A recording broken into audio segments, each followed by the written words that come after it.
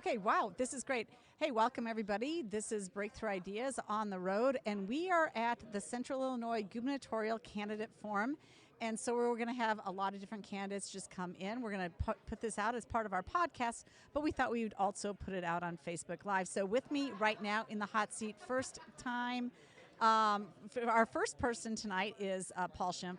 Paul, you're running for governor. I've known you for years. I supported you in 2014 when you ran for attorney general. Yes, thank you. I have so much respect for you, and one of the best things about you is the fact that you've already been in Springfield. You know what it takes to put the right policies in place. You know the players. You know the landscape. You know how what it takes to get things done. I mean, let's face it. Illinois is not a ruby red state. At one point we were purple. We've kind of moved blue, but I think that there's enough common sense people that we can get it back to where it needs to be. I absolutely think so, Jeanne, and thank you for having me on with Breakthrough Ideas. This is my first, time on your broadcast, and also thank you so much for coming down and covering this candidate forum. This is really important, and thank you to all your listeners that are tuning in. I'm really excited about tonight. I think this is going to be a great night because you have a lot of good conservative Republican candidates on stage. We're going to be talking about how we need to make a change in Illinois. Illinois is ready to fire J.B. Pritzker, no doubt, Absolutely. no doubt in my mind.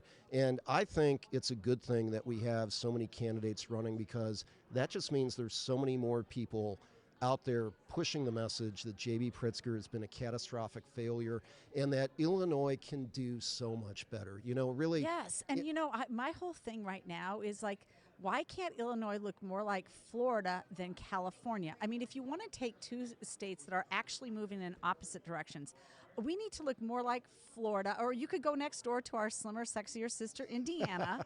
But we need to be able to compete in the marketplace. We need to give school kids and parents the choices that they want.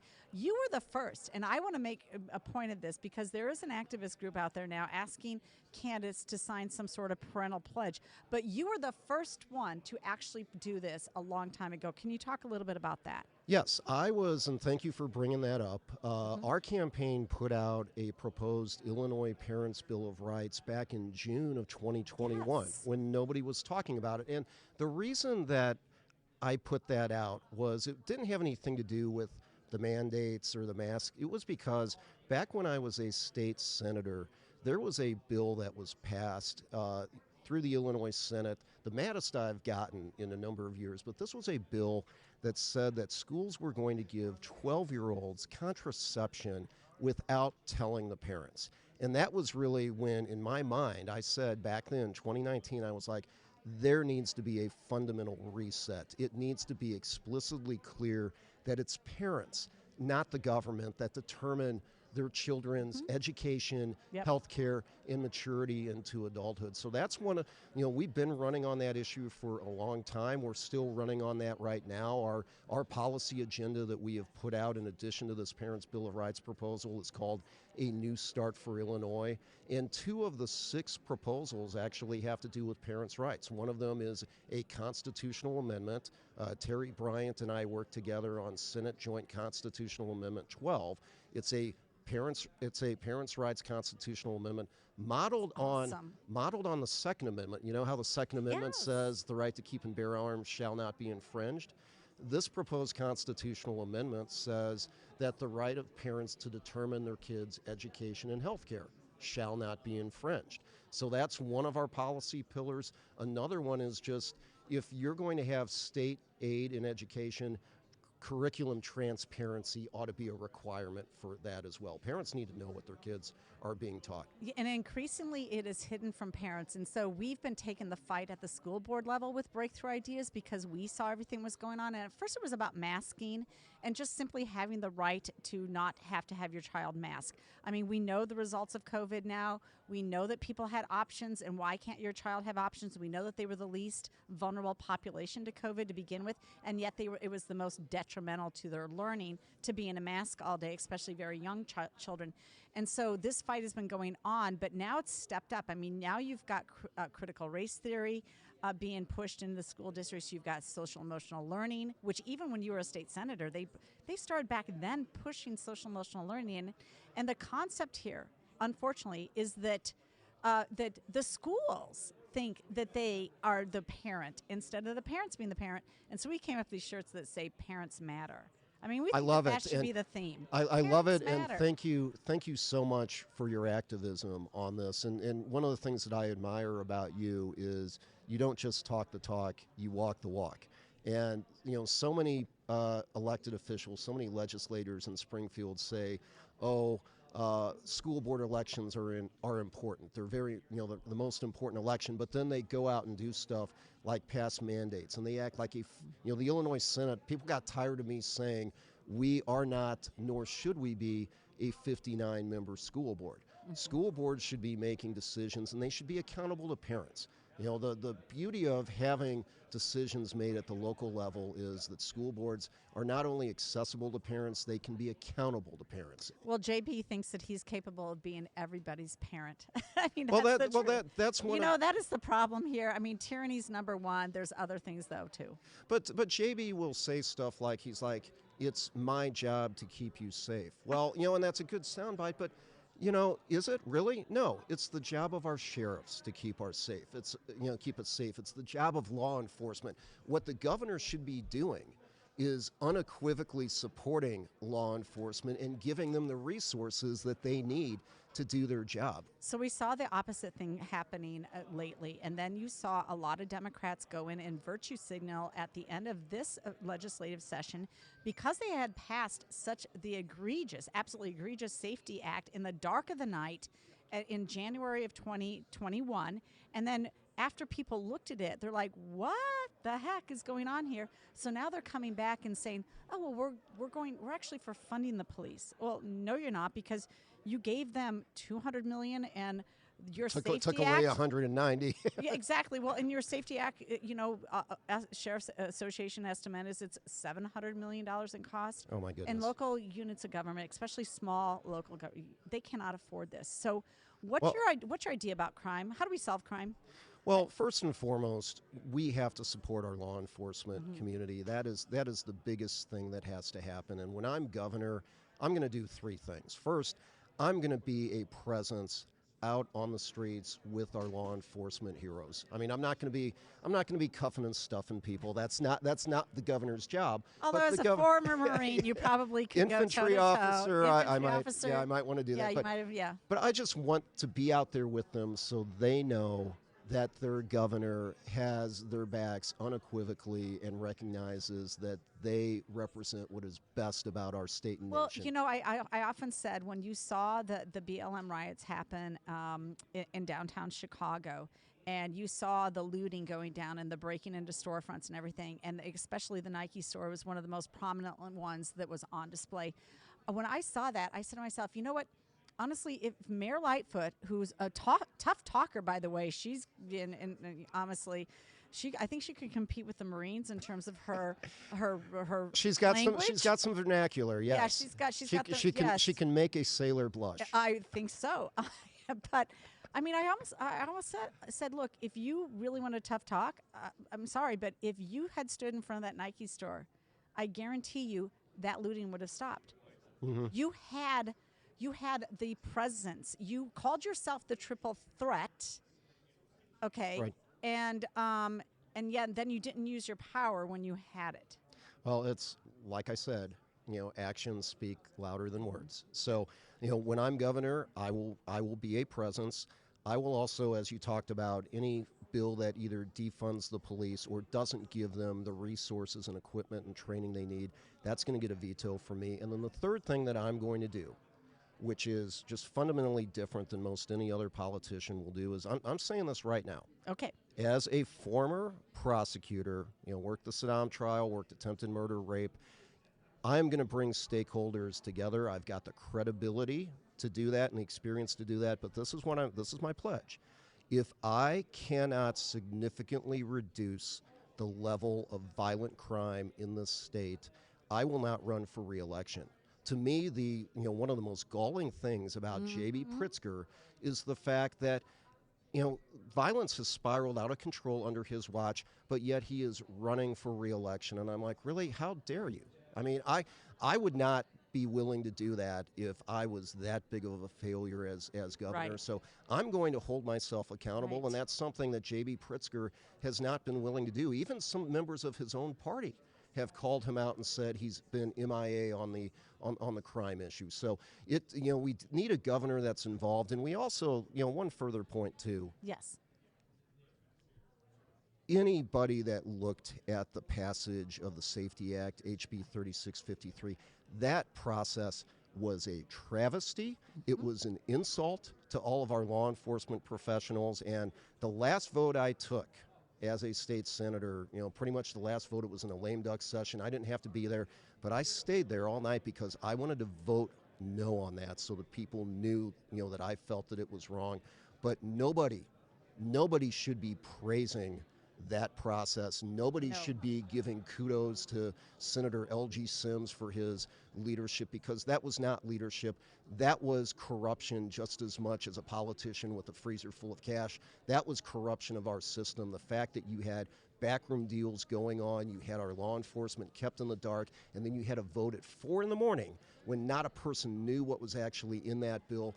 That is not leadership. No, that is a corrupt process. And no Republican should be saying anything good about the passage of that bill. Or a budget bill that passed at 5:30 a.m. These people, they love the drama. They're drama kings and queens down there. They're not reasonable people at all.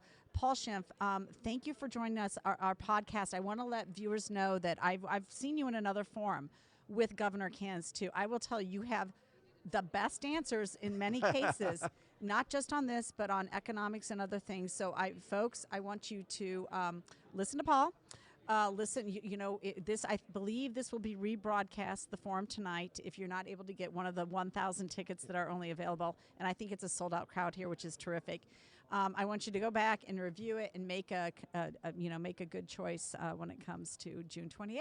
Thank you so much for having us. You are welcome. Thanks for the kind words, and thanks for covering this great event. There is electricity in the building. It's going to be fun. You bet. Have fun out there. Go get ready. Thank you. Yep. Okay. No, thanks. Oh, Facebook family, we're still just going to continue on. Who do we have next? That'll be good. Yeah. I got to skedaddle. Yes. Okay. All right. Good. Hey, Gary, will you come on my podcast? Of course. Thank you. Okay, so just put on the headphones, and we're also live streaming it. All right. And then we'll put it out, and we'll put out as separate stuff, and we'll give it to you as well. All right. Okay, next in the hot seat with Jeanne Ives is Gary Rabine, a personal friend of mine. Consider you a personal friend. You're just an amazing man. I remember we both were awarded a Catholic Award for Courage at the same time in 2018. Your wife and awesome. You and I'll never forget that night. Yeah, that was a wonderful night. And so for all the good works that you and your wife did at that time, supporting the poor and those in need, and so you've done a lot of great things. But I'll tell you what, the most compelling thing about you and your story, I mean, is not the fact that you just have this fabulous family and everything, but it's really the fact that you built a business from scratch, from nothing, and you saw the ups and downs of that business, and yet you have weathered the storm, and you've weathered it here in Illinois, which is not an easy thing to do, Gary. Yeah. So I give you a lot of credit for all of that. It's just amazing. If people don't know the Rabine story, they should get to know the Rabine story. And anyway, could you just tell us a little bit about that story? And then I want to move right into policy and what you want to get done. So I believe that, my wife and I, Cheryl, my late wife, Cheryl, and I really have been part of one of many Illinois American dream stories, right? The American dream is accessible across this great country, and it has been for my whole life. Unfortunately, in Illinois, it's falling by the wayside. And Jeanne, we have 13 companies in the Rabine Group today. We do some awesome things. 4 of our companies are world-class companies. We have some innovation and differentiation like nobody in the world in those 4 companies. The other 9 companies are striving to do the same thing, right? We're striving to be world-class. But I got to tell you, Illinois now, if we look at our 13 companies, 7 or 8 of them, we're not done with the accounting yet for last year, but 7 or 8 of them should not be in Illinois if we look at the accounting side of it. Sure. We look at the regulatory environment and the tax environment, we would say, be better off to be in a state around us or Tennessee or Florida, right? So that's got to change. No, and it's been that way for quite a while. I mean, I remember back when I was beginning in 2013, the CEO magazine came out nearly every single year. There we sit at 48th best places by, according to CEOs, for a place to locate a business. And we have to have a thriving economy. How do we get that back? Can you talk to me? I mean, there's a lot to talk about, from Pritzker's tyranny to Parents Matter, but tell me more about the economic front. What is your plan to get Illinois back on track and be able to compete with our slimmer, sexier sister Indiana? Yeah. So we have to look at industry by industry and say, what are the regulations that are killing those industries? And again, when I look at my business, we have a perfect testing lab, basically, right? With 13 companies, 7 or 8 of them shouldn't be here. So it's going to be consistent in those industries across the state of Illinois, right? In those businesses, which means we got to do some work. We got to keep these businesses here. We've got to reduce regulation. The cost of workers' compensation today, highest in the country.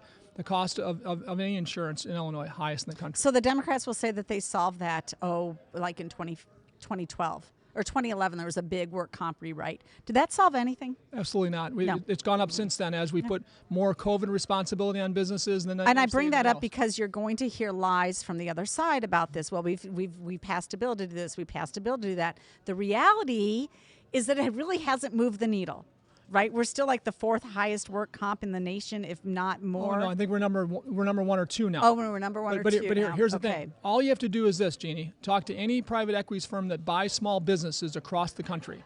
We are the last place they're going to shop for businesses today. If they buy a business today, it's going to trade at half the price of a business in Tennessee, half the price of a business in Florida, okay, and maybe 30% less than Indiana, okay. That's a perfect indicator. We are ruining the enterprise value of businesses across our state, just like we are properties, and we've got to change that. Right. So, people are like, so we can lose a few thousand people. Does that really matter? We're still the 6th most populous state.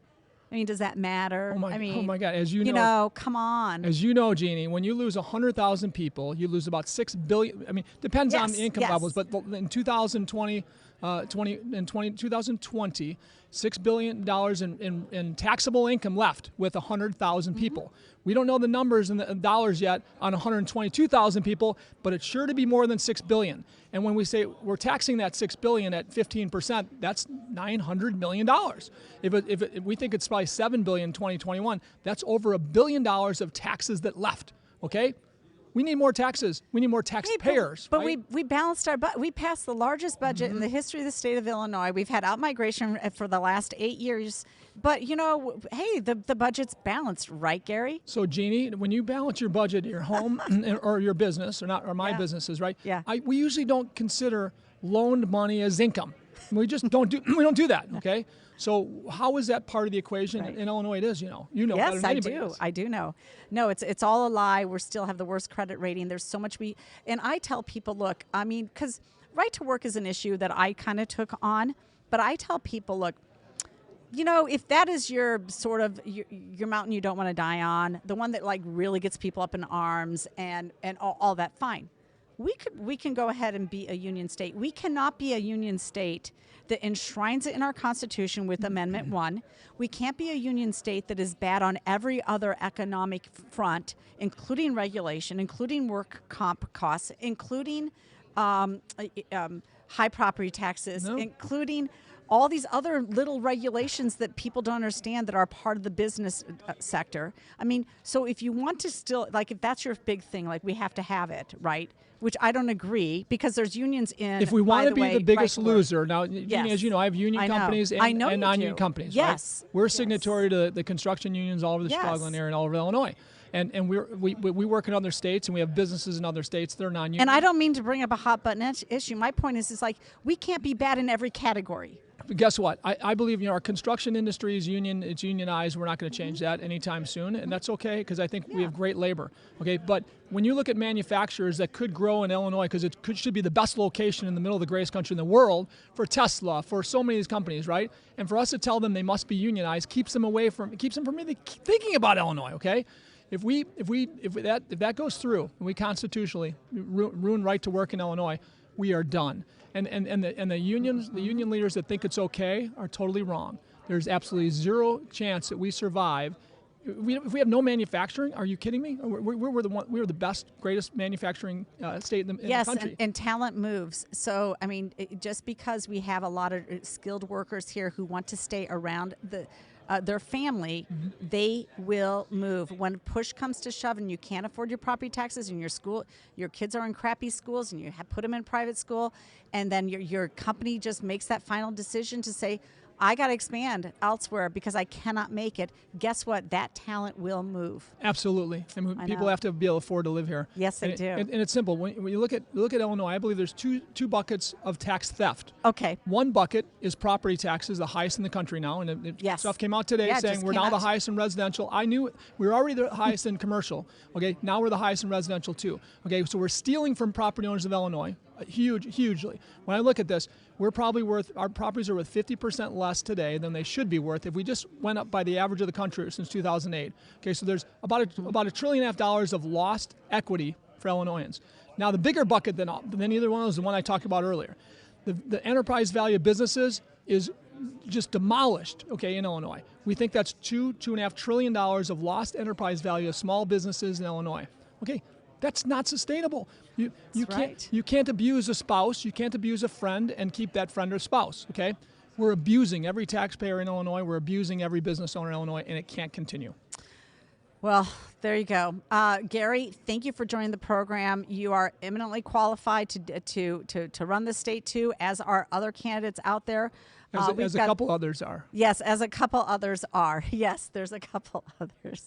But, I mean, your business acumen is priceless in this conversation, so I'm going to enjoy watching the conversation tonight. You've done well in other forums, and I appreciate you not hiding in the basement, by the way. Appreciate you coming out and taking questions and taking the tough ones. Thank you for joining my podcast, and I will let you go get ready for the forum. Thank you, Jeanne. I appreciate your time. You bet. Okay.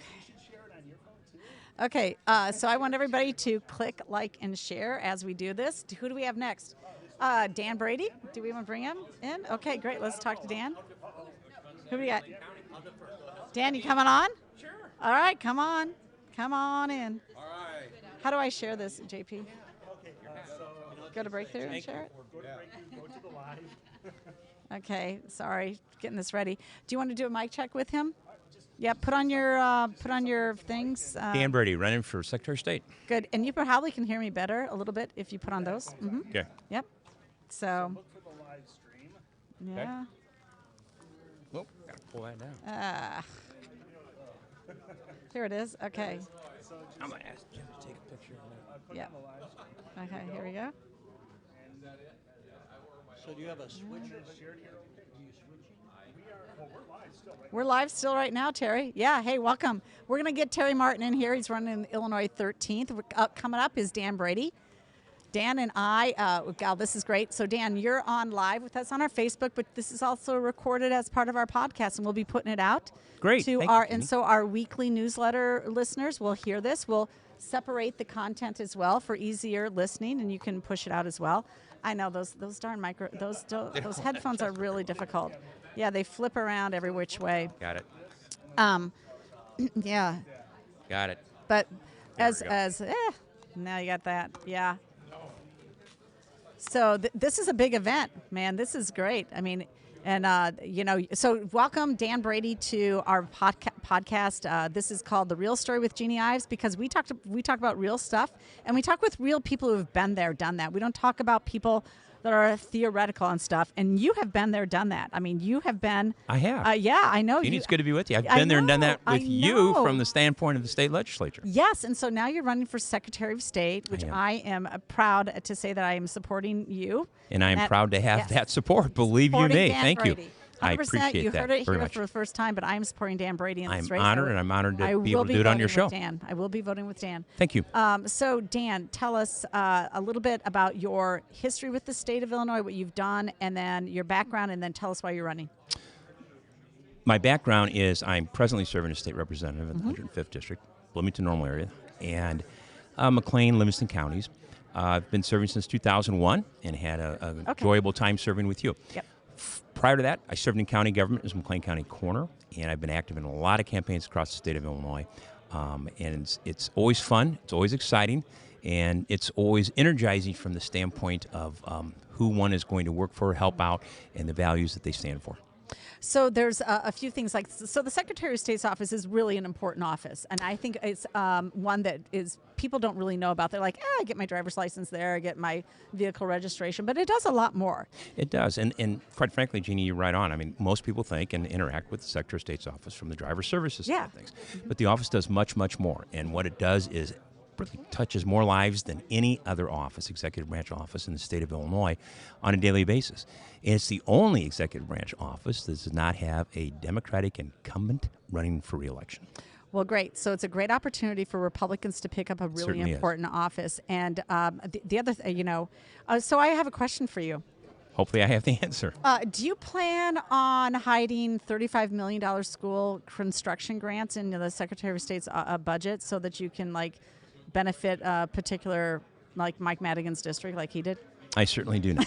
I certainly do not. But I don't know if you remember that. I do remember That's exactly that. what it's been used. Yep. It has been used for graft. Well, that's going to That's stop exactly in the Dan what's Brady happened. administration, and I I can know. tell you, as the chief librarian of the state of Illinois, also Okay. what that office does. Let's think how important that could be Yes. about dealing with what's really going into our local public libraries and getting grant money and funneling grant money out just for, as you indicated, having no idea where it goes. So that's going to stop as well. Okay, great, good.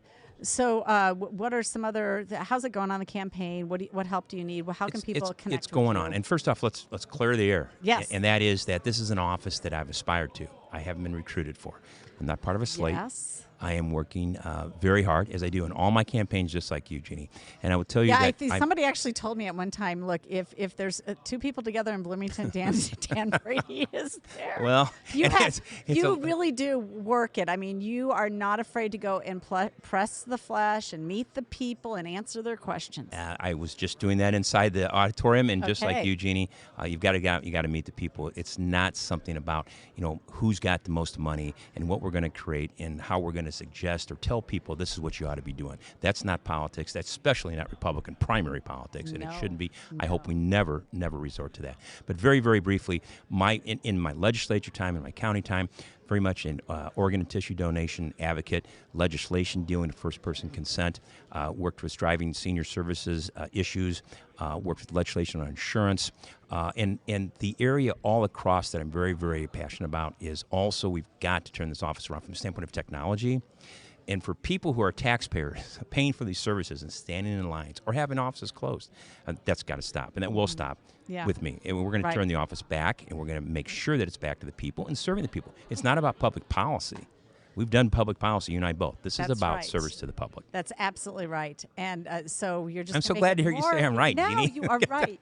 You absolutely are. And then I know that another thing that you've just been really good on helping out our disabled folks too. Well, State. we have. I mean, Yes, especially when you you have. talk about, I have a son that's on the autism spectrum, Mm-hmm. so I certainly know firsthand some of those challenges. Yes. And also with our seniors, when it comes to, we want to balance technology, but on the other hand, seniors also want to be able to go into an office facility that's going to provide the services, have them get in, have them get out, and have them understand what they're doing and what they're just went through. And so that's very important as well. So we need to improve upon that, and we can across the state of Illinois, and I'll continue to do it, bring my ideas. VoteDanBrady.com. You can learn more about me. It's VoteDanBrady.com. Got it. And I really appreciate the opportunity to visit with you. Good to see you. You look great as always, and I look forward to visiting with you more in the future. Sounds great, Dan. Thank you Okay. again. Thank Great to be for with you, joining Jeannie. us. Thank you. Good. All right. Terrific. Okay, so assistant, who's up next? And I'm happy to talk with Terry. And then, to be fair here, we would appreciate if the other governor candidates or any other big candidates want to come in and get onto our live stream and our podcast. We'd be happy to do that. Okay, Terry, this is not a hot seat for Terry Martin. This is not a hot seat for Terry Martin. He's very much used to this because he does his own stuff. I've been on Terry's program a number of times. He's usually interviews me. Do we have any chance to find any other gubernatorial candidates? Or are they busy right now? Not here just yet. Who's not? Darren. Okay. How about Jesse? And Jesse, they are looking for him. They might be getting. Okay. Okay. If he wants to come on for 5 minutes, we can put him on for 5 minutes. That's great. Otherwise, we'll be shutting this down too, as it's supposed to start at 7. Is that correct? And then we were going to go again after the event. Okay. Great. Good. Are we going afterwards? All right. A little bit of background here. On after. All right. So on with me is Terry Martin. He is the owner and the creator of Illinois Channel. and he's just an amazing man. I first met Terry when I was down in Springfield because he comes out and he puts a microphone right in front of your face. Hey, Jeanne, what's your response to this bill? But no, he does a really good professional job. I've sat down with him a number of times for short interviews, for long form interviews. He does Republicans, Democrats, doesn't matter. He runs it's a 501c3, is that correct? Yep. Is your Illinois channel, and you have decided to step out of behind the microphone and step in front of the microphone, and you are going to be running for the Illinois 13th Congressional District. I am one All of right. 4 Republicans running for the nomination in the 13th. So how's that going?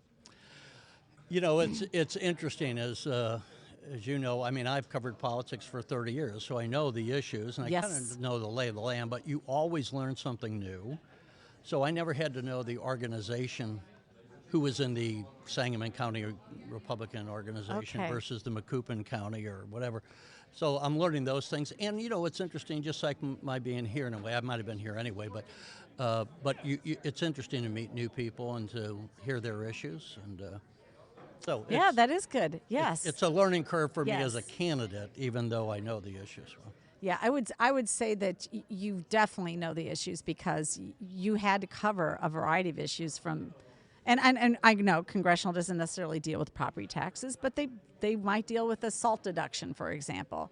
That's great, good. And so and then the other thing is there's a lot of party structure that goes into running a campaign, learning how to get those votes, and knowing who's who. Yes. Well, that's it. And, you know, here's the thing. It's an interesting district because it goes from the Mississippi River up to Springfield and then makes a turn east to take in Decatur and Champaign. So it's very That's not gerrymandered at all. No. It's very compact and homogeneous there. Yeah, I mean, it's about a mile wide, and it's this long, snaky district. It looks like that a was snake. just Yeah. made. Yes, it is It looks like a interesting. funnel by the Mississippi, but then narrows, kind of like a funnel, and then it remains narrow. Well, I think the Democrats are overestimating their map making skills and their crayon drawings because that district is ripe for the picking. And the Democrats drew it to make sure there was a Democrat seat. Sure. But I think that there's a lot of frustrated folks down there on both sides of the aisle that have had it with the federal government. And I think that you've got a great shot at winning. Well, look, here's what they didn't plan on. They didn't Okay. plan on gas being $4.50. They didn't plan on a hamburger being $6. You're destroying middle-class families. You have a far-left Democratic candidate, the likely Democratic candidate, who worked for Biden and Pritzker. Well, good luck with that. If you think that Joe Biden is running the country right and doing the right policies, then she's your gal. But if you think that we ought to have lower prices of gasoline, we ought to have security for the United States, we ought to keep union jobs where they're making $100,000 plus benefits down in the refineries in the Metro East, then, you know, maybe you don't want to be cutting your throat. Fossil fuels, bad. Yeah, We well. can't refine things like that in Illinois. I mean, but I know this is why there's a great opportunity for that to become a Republican district and to prove that policy matters in the United States. Policy matters in Illinois, and the Democrats have destroyed economic opportunity in this state and across the nation when they are hurting those that they pretend to be the most, care about the most. They're hurting them the most with these They want to go out. inflationary prices. Right. I mean, if they make the case that we have to save the world from carbon pollution, right? Yeah. If that's truly your position, then why be attacking the United States, which is the cleanest industrialized nation in the world, instead of going after Russia, China, and India? But they're not doing that. In the Paris Accord, they wanted to give Russia a 20-year grace, or China rather, a 20-year grace period, when they're the major polluter. They're the ones who are building new coal plants all the time. They're not really interested in that. They're interested in power and control, and they're using this as a pretext, as if they're more virtuous than thou, to go out and save the world. What they're really going to do is destroy this economy, because if they take fossil fuels out of the equation of making electricity, that will destroy the American economy. Yep, absolutely. So this is why Terry Martin is well qualified for this position. He already knows the issues and the debates that have been going on about these issues. You also are, know a lot about financial planning, and you've done seminars on retirement and how to make your retirement last and invest wisely. So you've got a lot of skill sets, and you've been in a lot of discussions about important public policy for everybody. So I mean, I think this is going to just be a great deal. So do you have 2 minutes more, or are we done? I think we've got 1 minute more, and then we should probably get in. Let's Okay. get in. What do you got? Let's finish this up. Well, basically, here's a plan that you know what a bond is. A bond is I give the government $1,000. They give me $50 or so a year for 10 years, and then I get my $1,000 back. I would reverse that so that we get the average person investing in the stock market. You go to work, you open up a 401k, we'll put $1,000, the government $1,000 in your account, and you have to add to it every pay period. 10 years later, government gets its $1,000 back. We need to have everyone in the middle class building their own net wealth and then understanding how the markets grow, and they'll have a better idea of how business throws off profits. Okay, I'm going to throw out one more question because I can't stand it. Student loan bailouts. Student loan bailouts are more complicated. What I would say is this, trying to make it as simple as possible, and it's probably more like a 20-minute conversation. I think we should address the issue, not just write them off at carte blanche. But we need doctors in rural areas. We could go, as an example, to medical doctors and say, if you work in rural areas for 4 years, we'll absolve your student loan. I mean, there are deals that you could be. I mean, don't hold me to that exact science. Right.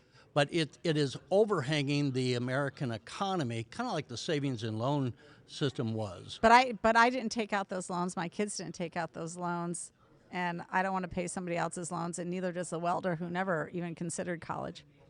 Right, or let's say the furniture store maker guy doesn't want Yes. to, but they're not buying homes then.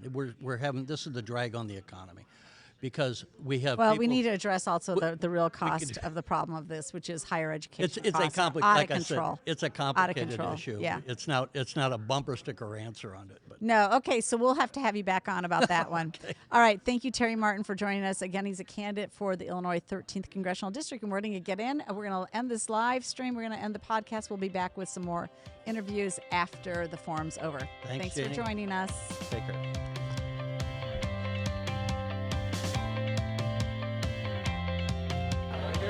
Hey there. All right, Darren. All right, the hot seat. Been And, here well, before. if Jesse wants to come, I'm happy to have him. We had the other ones on. Headphones Yeah, on or off? this helps just us. It helps us isolate Does it matter the if the right or left? It helps isolate the conversation between you and I, so that's what we're going to do. Are you live yet? Oh, we're already live. Okay, I did not know that we are live, but we are live. Okay, great.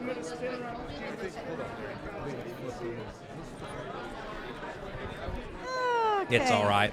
Well, Yep, audience, they can hear me. Thank you. we're live here right now. I'm here with Darren Bailey. We just got done with the forum. It was a candidate forum. 5 of you were there. Of course, Mr. Irvin failed to show up. No problem. That's fine.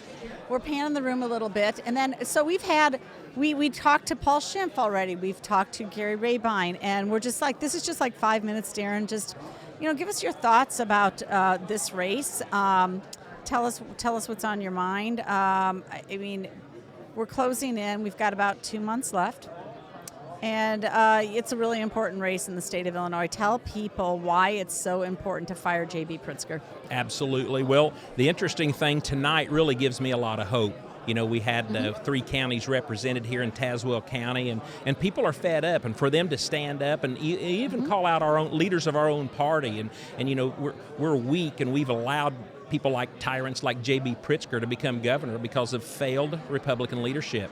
So I think the first telling sign is a simple fact that if we don't get J.B. Pritzker out of office, we're going to have a mass exodus from Illinois like we've never seen before all over the state. I'm talking to families who are purchasing property in other states and preparing, but they're willing to stay and fight for a better day. So, well, I think you actually hit the nail on the head there. The fact is like, if we miss this opportunity which is obviously a red wave year, it is going to be hitting every single state, and Illinois missed it in 2010. I mean, come on. We did nothing after the Rauner win in 2014. We lost ground. We didn't gain ground. And people right then started to see what was happening. They're like, we're out of here. 2022 in a red wave year, given the whole Biden, Pritzker, Democrat Party, they're unhinged. They are the extremists. We know that their parties are extreme. Everybody can see it right now. If Illinois doesn't turn away from these policies, I mean, I don't know what it looks like for the future. Well, I also contend that if we don't turn away from these policies, we can go to these wonderful red states all we want, but these policies are going to follow. The Democrat Party is going to become emboldened, and I can tell you for sure that Cindy and I, for 2 years now, have been in the inner cities of Chicago, and we're talking to the people. They're scared, they're fearful, they want business, but they can't have it because of lack of law enforcement. Taxes are too high, and so we've got to get the message. They wonder why their Target store left the south side of the south suburbs, and then you do the property tax comparison between the south suburbs and 10 miles away, the Target store in Indiana, and property tax are killing them. And then you have lawlessness because Kim Foxx will not prosecute shoplifters at all. And so why would a Target even want to exist in the south suburbs when you have no police protection and high taxes? I mean, it's not hard. None of this is hard. But when businesses leave and people cannot afford to live here, they have no choice. You're a farmer. You're going to be here for the long haul. There are other folks that are here as well. But overall, the strength of Illinois will die as residents leave. And so that's what we're fighting for, really. That's right. And I was elected in 2019 with J.B. Pritzker, the first time in the super minority. Didn't realize what that was until I showed up and realized that my voice was irrelevant. So that was what was so awesome when I primaried and beat a tax hiking Republican that you served with. As I began to watch him and see what was going on, man, I'd always see this lady in the back row standing up, making a difference. And that's what we must do. We must stand up against all odds, sue the governor whenever no one else will. Stand up against the mask mandates when no one else will. Talk about the difficult things. Go the extra mile. Work. That's the only thing that's going to win for 2022. Well, I think you've woken up quite a few people by doing what you did. I think your partner in suing the governor, Mr. DeVore, has done similar stuff. Oh, yeah. He's got a following around the state. Yes. I think we get I think Max Solomon was absolutely right. We need an attorney general that's independent and was representing the people and not the governor, unlike Kwame Raoul. So we could have a huge change here in the state of Illinois if everybody listening would pay attention and let your network know what's going on. And we can make a difference. It is with our votes that we are going to determine our destiny in the state. And so thank you for coming on my podcast. You've been on before. People know you. Yeah. But I'm sure you're exhausted after all that questioning up there. I love it. I'm always ready for more. But Jeanne, thank you for what you're doing because, you didn't give up. You could have went to Florida. You could have went back to the South Dakota. You could have went anywhere and did anything. But you chose to stay and fight. And this is what we've got to do with our talents in Illinois. We've got to put them to good use to wherever God allows. And you're doing this with breakthrough ideas. So thank you for that. And I thank you most importantly for your endorsement. And I look forward to working with you. You call me, Jeanne calls me a lot and with ideas. And sometimes it's the typical Jeanne Ives down your throat. You need to be doing this, you need to be doing that. But listen, I respect you and I appreciate you. And together we will restore moral and fiscal accountability and integrity to this state. Thank you. I 100% agree with that. Okay, thanks for coming on. All right. Okay, we'll be right back. I'm going to have Mike Kirkton come in. Are we going to get Max? Is Max coming? Yeah, let's get Max. Okay, we're going to have Max Solomon come in. Yeah, very good. Thank you. All right. Here, doing a little Facebook Live. We're going to have Max Solomon come on. What? Yeah, very, very good. Very good. Hey, Max. Hey, how are you? Hi. Oh, my gosh. Yeah, I'm going to have you put on the headphones because it isolates the noise, and we can really see each other. Hang on Does here. it matter where this doesn't matter? Let me see here. Who? Who is? Does he want to come on? It's fine with me. I'll give you a thumbs up or down. Okay, that's fine with me. All righty. JP, I'm trying to share this, and I'm not getting my Wi-Fi going. Okay. All right. Hey, Max. Oh, my gosh. So awesome to have Max Solomon with us. He's running for governor, too. You just got finished with a terrific candidate forum. Really, I mean, CPR. Yeah, that's great. Constitutional pension reform. It all begins with that. I mean, I've taken a look at pensions. I sat on pension committees. You're not kidding. There's a way that we can do this constitutionally that protects taxpayers and protects workers that have already earned benefits that they currently have. And that's what we have to look forward to doing because otherwise we can't survive. I mean, it's just not sustainable to spend 30% of your GRF, your general revenue fund, every budget year on somebody else's pensions. People are appalled by it. Right. And they're extremely high, and there's a lot of other pension fixes that need to happen, but the first begins with changing the Constitution so that on a go-forward basis, right? Isn't that what you're talking about? Absolutely, that's what I'm talking about. Jeanne. It's good to see you, and there's no one else should be talking about that or is qualified to talk about that except you. It's so good to hear you. Thank you for your leadership. Thank you for your examples. I appreciate you a lot. Well, I mean, I thought you had some really good moments on the debate stage there. You were just very funny. For me personally, though, it's just heartwarming to hear your story coming to this country. I loved it when you said, "I'm the one who stood up and said, I swear an oath of allegiance to the U.S. Constitution," and you did that as an immigrant. I mean, you are the story of America. You embody it, and I just. So impressed with everything that you've done. Thank you. And I appreciate that you're this race that you took on is a huge race to take on. It is. You're like, you woke up one day and said, I'm going to run to be a Republican governor.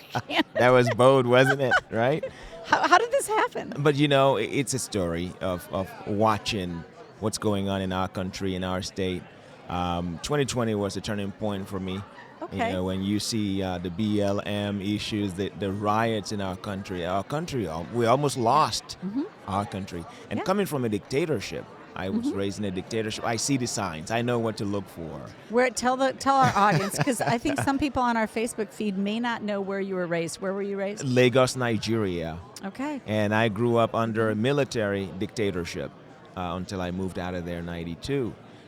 So I see the signs, and the America that we cling to, that we come to as immigrants, was on the cusp of being lost back in 2020. That was scary. But prior to that, you see what's going on with the leftist agenda. You give them an inch, they take a mile. Yeah. And then you see the erosion of culture. You see the erosion of conservative values. And you see the erosion of God and faith in America. I know, and so you also are a pastor, which I think is unique and unusual, and most people don't know that about you. And so how does your faith inform public policy? Besides, this is very interesting because the biggest thing that you do talk about is constitutional pension reform, and I'm wondering, how does faith inform CPR? Faith teaches responsibility. Okay. Yeah. It does. Yes, it does. That's perfect. And you have to be responsible with your money. That's right. You have to be responsible. And wasteful spending, I think, is a sin. So, my faith informs 100% of everything I do, and especially my policy approach, especially on the social prong of things, social, cultural, and of course, economic. Yeah. So that's God first. Okay, so what else would you like our listening audience, because this is being live streamed, we also are putting this on our podcast, so it'll be, your interview will be separated out and then added to my newsletter this Sunday. And by the way, listening audience, if you want to sign up for our newsletter, you can go through to breakthrough-ideas.com. If you sign up for our weekly newsletter, you get a policy point at the beginning and then some more information and then some podcasts, and this will be part of that podcast, so you can listen to the whole thing. But, what do you want people to know about you? First of all, I'm a big fan of Breakthrough Ideas. Of course, absolutely. I've attended several meetings, and I remember your topic of discussion when it was pension reform. I think Ted attended that. Yes, and yes. that was one of the biggest. Of course, I invited you. You to invited that. me, and I thank did you. because I saw you at a forum. I was Yes. so impressed. Oh, thank you you Yes. so much. And I've been always so impressed with you, even before you met me. Yes. Thanks for what you do. But for the listening audience, I just want my voice to be heard. I want them to know that I'm here, and I'm grateful to be a part of the conversation to fix Illinois. We all know that Illinois is broken by policies. Well, you also have a terrific lieutenant governor candidate. Yes, Latasha Fields. And she's just an amazing woman, Yes, too. She is a homeschooling mom, but is. I mean, this is more about just homeschooling. This is about school choice. Yes, you say this, absolutely. This is, to me, this is the election where we need to say parents matter. Yes. And it doesn't, and that applies to everything. Parents Yes. matter in terms of crime prevention. Yes. Parents matter in terms of education. Yes. Parents matter in terms of determining the health care that their children Yes. receive. So again, you've got the extremists on the other side here. Yes. Right. So, repeal parental notification of abortion. That was horrible. Horrible idea. Lock down schools. Yeah. Have the teacher unions tell you what to do in terms of curriculum. Right. Sexualization. of children. Yeah. Right. I mean, parents matter. Why is that hard? Too hard. Exactly. Why is And that that's hard the for question. people to understand? Don't get it? I don't get it. Again, you give them an inch, they take a mile. That was, I thought, one of your finest moments. That was your finest moments. You Thank said you. there are some things, because the question was put to you, Right. how are you basically going to work to get your policies across and work with the Democrats? And you're like, I'm sorry, there are some things that are non-negotiable. No. And yeah, Right. you are right. I mean, that is the Democrat Party. They're not a moderate sort of, I don't know, maybe Not anymore. Maybe you would find them in Nebraska or something. They're not anymore, Right. especially in this state. They Remember are the in Blue far Dogs, end. when the Blue Dogs used Yes. to be a part of the Democrat Party? Not anymore. No, not anymore. That's no. right. It's gone. Right, it is gone. And so Illinois, though, I think its people are more centrist, and they want to see their politicians basically move to the center. Reasonable That's policies, yes. right? Reasonable, common sense stuff. And Common that's sense, And I mean, that is why Breakthrough Idea is here, because Yes. I don't believe that good policy is red or blue. Right. I think good policy provides people protection, Right. provides for prosperity, Freedom. and provides for freedom. Yes, absolutely. Absolutely. So Yes. good. Thank you, Jeanne. Okay, anything else? No, I'm Okay, just great. grateful. Just Good. grateful to Thank be you here. for coming I'm a on my big fan. podcast. This is great. Yes, thank we'll you have so you on much. again. Thank All you. right. I'll be more than Terrific. happy Good. to. Thanks. I'm sure you're tired, so go get some rest. Thank you so much. Okay, thank Yes. you. Okay, terrific. All right, we're still live. Great. Who else do we want? Is my buddy Mike Kirkton. Mike, why don't you come on over? Hey, can I put you in the hot seat? Come on my podcast quick. Really? Well, yeah, just introduce yourself a little bit. Yeah, about this close. Yep. And then put on the headphones because it isolates the noise.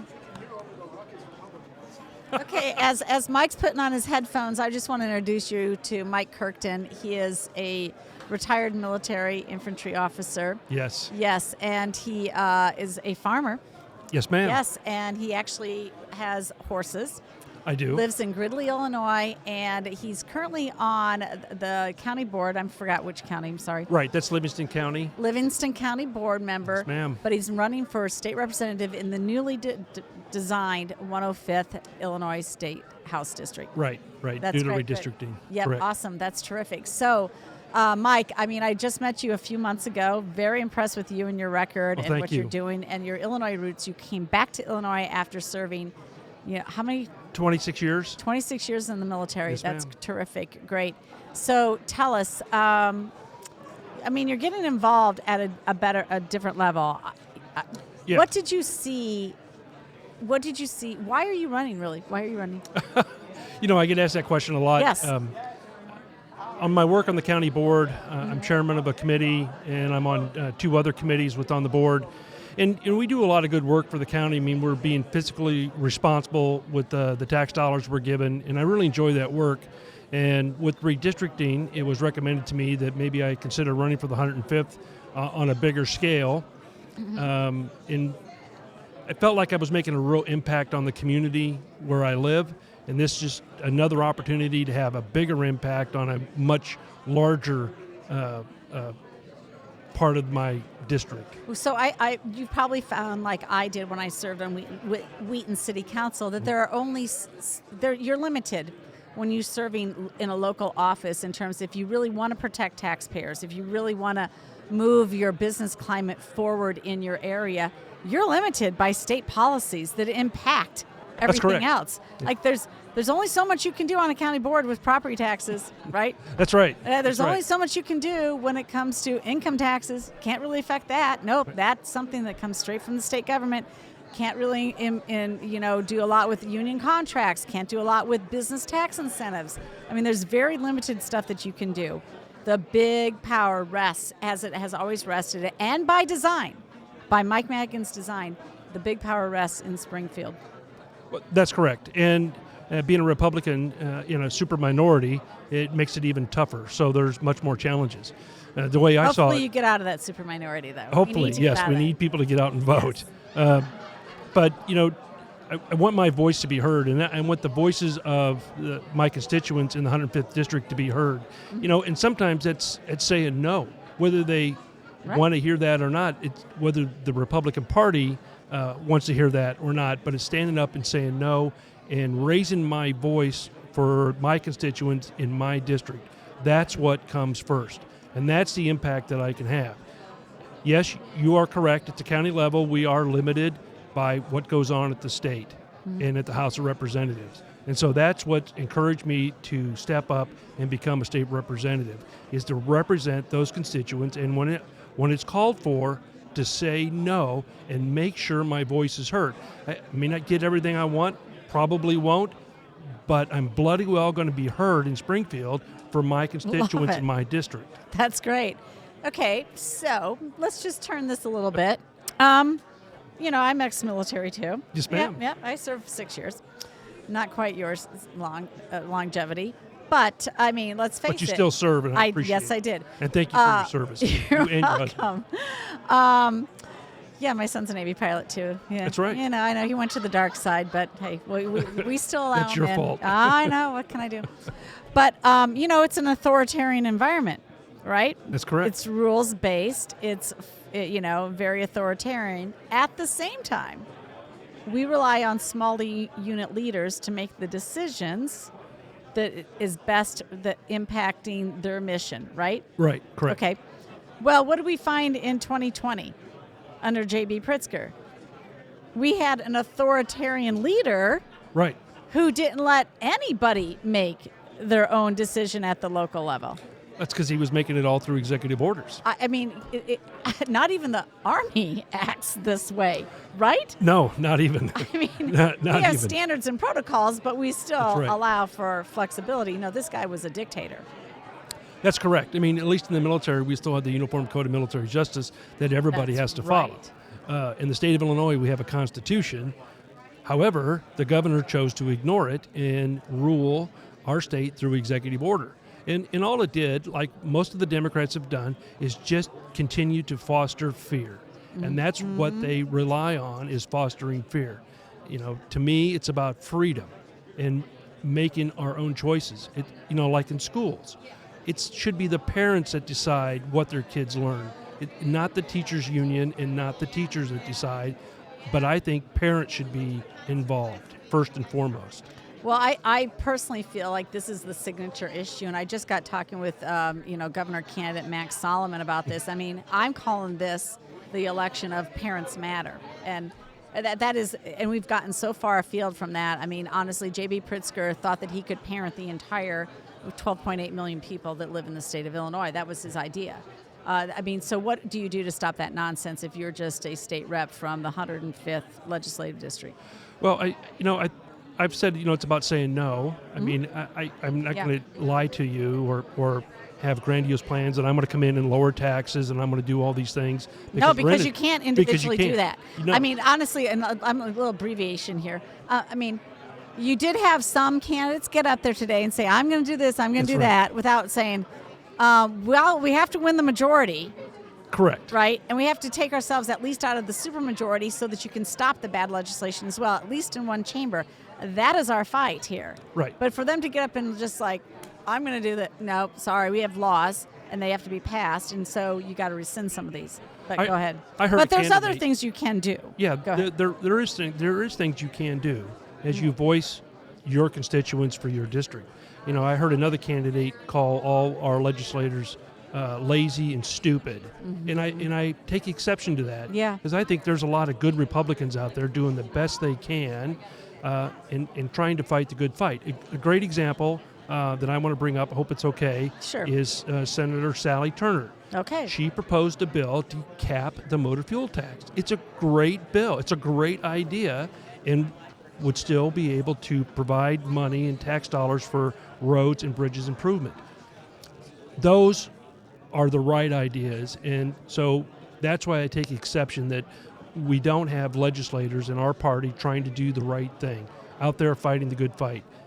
It didn't go through. It's unfortunate, but it's about providing the correct ideas. And, you know, if her bill didn't make it, all right, but a Democrat takes it over and says the same thing or brings that bill forward, and it'll get passed. It's a great idea. That's At least right. the idea is out there, and Senator Turner's out there trying to fight the good fight to get things accomplished. And I respect Senator Turner a lot. Well, one more thing about that, you know, there was at least one candidate who kept referring to the fact that he's not a politician. But, okay, I'm sorry. Once you put your name on the ballot, You're a politician. You're a politician. Yep. It's unfortunate. So, I mean, if you're hearing that out there, guys, I'm sorry. You're a politician. You're a politician. Could be Correct. a good one. Could be a terrible one. Yep. Could be an authoritarian one. Could be a lazy one, but you're a politician. Correct. Yeah, okay. Whether good. you like it or I know, whether you like it or not, it's just comes with the territory, right? Yep. Great, You know, good. A good friend of mine is a pastor who made a comment to me I think is pretty appropriate. You got to have a tough, thick skin, but a kind heart. And a lot of times, a lot of people, they get a tough, thin skin and they toughen their heart. And he always reminds me to keep that in perspective. Have a tough skin, you're going to take some abuse, but have a kind heart and be compassionate. Okay, so Mike, just to close it out here, could you just tell people a little bit about you, where you grew up, what you have a family, your wife served as well? Yep. Okay. Yep. I served 26 years in the United States Army, retired as lieutenant colonel. My wife is also a retired lieutenant colonel. We decided I got talked into taking over the family business and the family farm when I retired, and we raised and trained American saddlebreds here in Livingston, McLean County, Illinois, right here in central Illinois in the 105th district. Have 5 kids. I got a foster daughter that's currently at Fort Bragg, North Carolina with Special Operations Command. My youngest son is still at home. He's going to be a senior next year. And our second youngest is on a full-ride Army scholarship to attend the Milwaukee School of Engineering up in Milwaukee. Great. Our other son, second oldest, Dylan, lives and works in Tokyo, Japan. I don't get that, but that's what he wants to do. God bless him. That's what he wants to do. And then I have our oldest son that's currently in transition, working in Atlanta, Georgia. So getting Wonderful. Oh my gosh, what a great family. So we're spread out all over the place. Yep. I'm so happy to be supporting you in your Thank you. race. I appreciate it. You're going to do great as a state rep down there, Thank you. and you're just going to make friends and in the right way. I hope in I the make right friends. way. You're going to make friends in the right way so Thank that you, we ma'am. can move good policy forward. So Mike Kirkton, 105th legislative district. If you're in his district, I encourage you to support Mike in his race. June 28th is the primary. The primary acts as the general in this case. It's a pretty Republican district. Yes, ma'am. Very good. All right. Thanks a lot for coming Thank you, on, Jeannie. Mike. Thank you. Bet. All right. Very was good. that? Yeah, it was great. That was awesome. You did great. Thank you. Terrific. Good. Okay. Hey, Jim, could you come on? Great. Okay. We are going to have the chairman of Tazewell County. Yep. Well, can we have you close it out, Jim? Good luck, Nathan. All right. Thank you. Yeah, I know. Army guy. I know. Hey, Jim. It's okay. We put up with them fine. Yes, if you can sit there. And if you put on your headphones, it isolates the noise, so you and I can just have a talk. Okay. All right. All right. Okay, my gosh. All right, this is great. Okay, so we are live streaming this from Facebook, and this will be on our podcast. So Awesome.